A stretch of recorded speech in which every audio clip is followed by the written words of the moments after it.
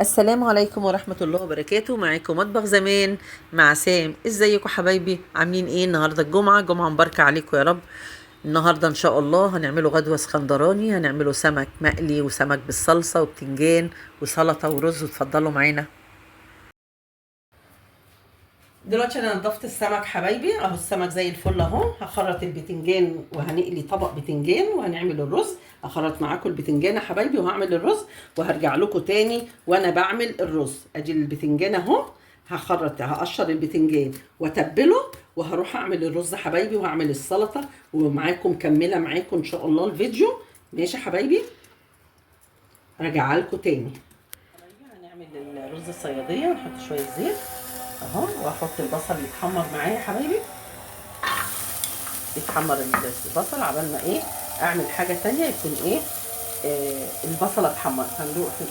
هنروح دلوقتي نحشي ملح السمك حبايبي. قلت لكم قطعته وملحته، دلوقتي هعمل تتبيله السمك. بصوا حبايبي، انا بالنسبه عشان الكبه بعمل لكم الحاجه جاهزه، مش هضرب في الخلاط قدامكم والافلام دي كلها. حته التومه اهي وحته الفلفل الحمراء حبايبي عشان املح السمك.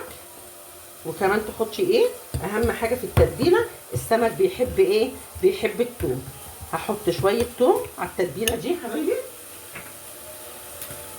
ماشي، وهحشي السمك. هحشي معاكم سمكه واكمل انا الباقي. ماشي حبايبي،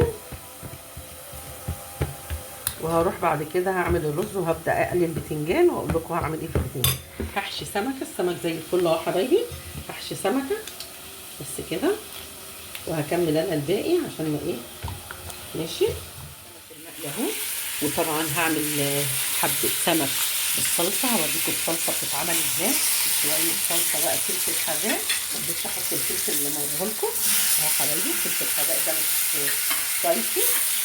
ماشي، هطلع السمكتين بس كده، وهحط حته تومه،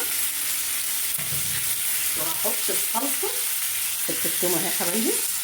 ماشي، هطلع بقى السمك ده كده، ده كده مع نفسه. هحط صلصه بفلفل الصلصي بقى ده للي عايز ياكل حاجه حراقه. ماشي، ده فلفل بصلصه بقى، سمك بصلصه، سمك اسكندراني حبايبي. طبعا اللي هيعرفوه بتوع اسكندريه سمك بصلصه. ماشي حبايبي، هحط بس الصلصه كده، الصلصه كتير حبه صغيرين بس كده، هيسقي السمك بس. ماشي حبايبي، هملحه واسيبه وهخش على حاجه ثانيه حبايبي. هعمل لكم الطشه بتاعت البتنجان. حته تومه زي ما انتم شايفين كده، اول ما تحمر التومه هنعمل حاجه عليها. تحمر بس تغمق كده، هنحط عليها ايه، حاجه طشه ما حدش عملها قبل كده. طشه البتنجان يا حبايبي، مش نجم. طشه البتنجان بالكزبره، شويه كزبره كده.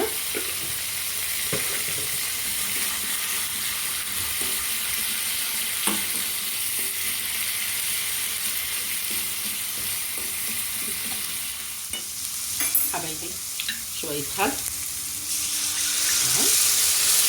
خلاص بقى الطشه دي، وهعمل فيها ايه بقى، هحطها بس حبايبي. هسقي بيها البتنجان زي ما انتم شايفين كده. بصوا، هسقي بيها كل البتنجان اللي انا قليته.